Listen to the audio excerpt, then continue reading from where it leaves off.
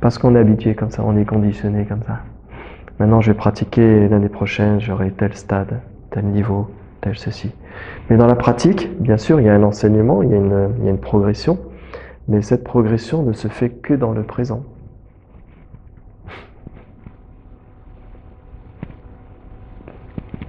C'est valable ou pas ça?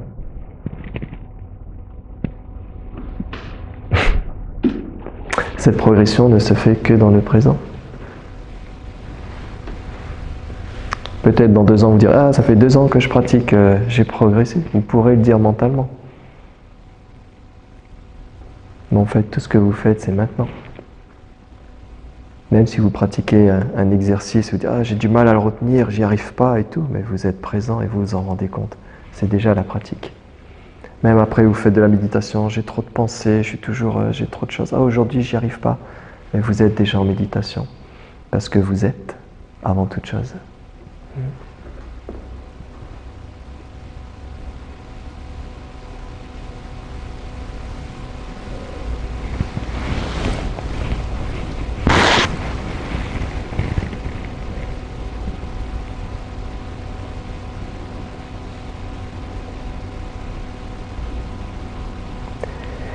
Et donc, on va toujours de devenir en devenir, devenir en devenir. Et puis, il y a comme quelque chose qui n'est pas très clair. Hein.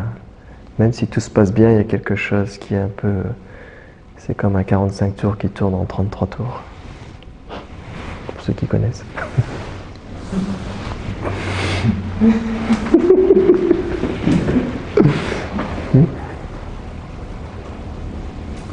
Il y a des jours où vous allez vous réveiller, vous allez être en pleine forme, hein, et puis il suffit d'un événement, d'une lettre, d'un mot, d'une situation, d'une information à la télé, et d'un seul coup ce monde bascule.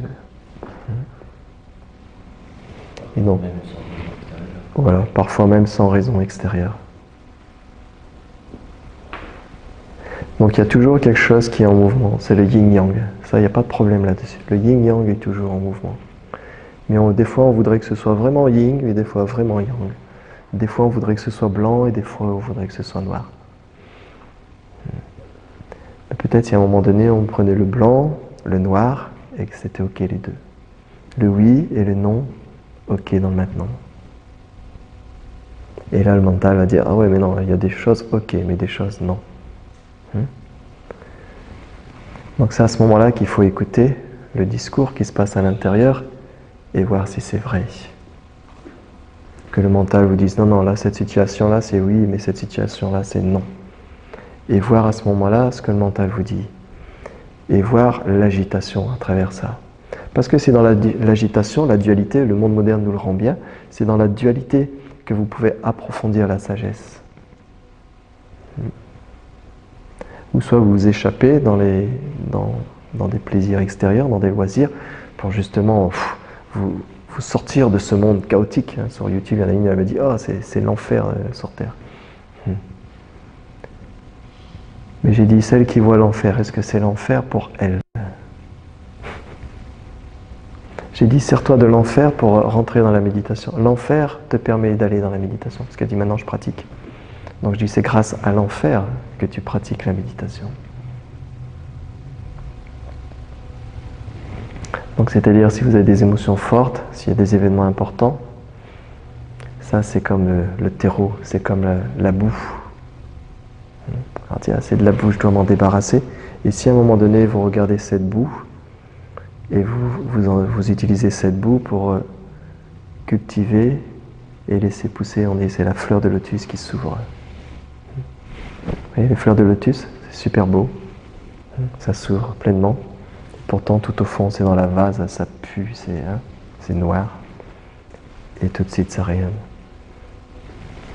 Alors que nous, on dit, ah non, là, je suis dans la boue, je suis dans la vase, j'en ai marre, j'en peux plus. Et peut-être, à un moment donné, utiliser cette énergie, parce qu'il y a beaucoup d'énergie, si c'est de la colère, de la frustration, des émotions fortes, ça, c'est un potentiel énergétique.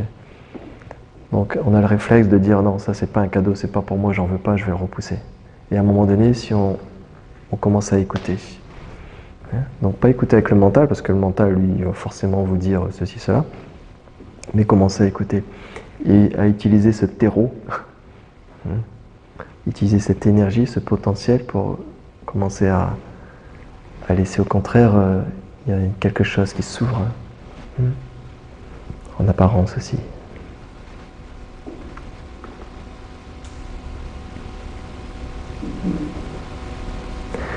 Parce que si vous faites la guerre avec ça, vous êtes en guerre contre vous-même, donc vous n'avez plus de compassion. Vous luttez. Donc vous n'avez pas de compassion envers vous-même. C'est comme, ah, j'ai une émotion trop forte, j'en ai marre, et là vous êtes en guerre avec vous-même.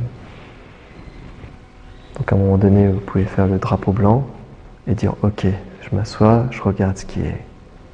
C'est quoi ce truc qui m'embête depuis 2 jours, ou 3 mois, ou 1 an, ou 2 ans? C'est quoi ce truc?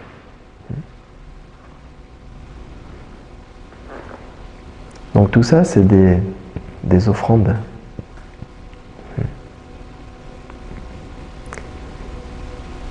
Et donc après, il y a encore des blocages par rapport à ça. Parce qu'il y a les attachements. Les attachements aux choses, aux émotions, aux sensations, aux perceptions.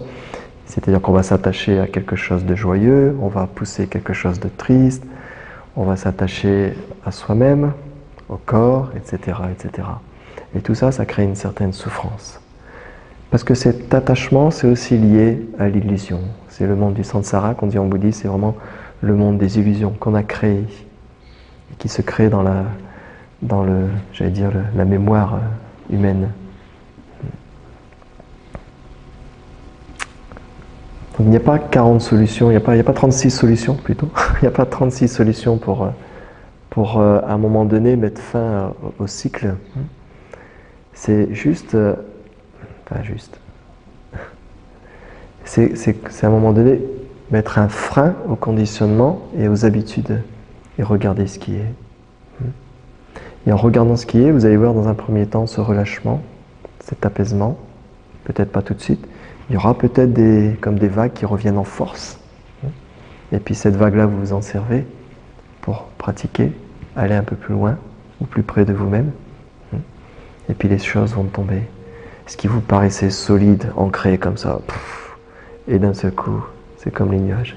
Alors au début, les nuages, c'est comme dans le nord, toujours beaucoup de nuages.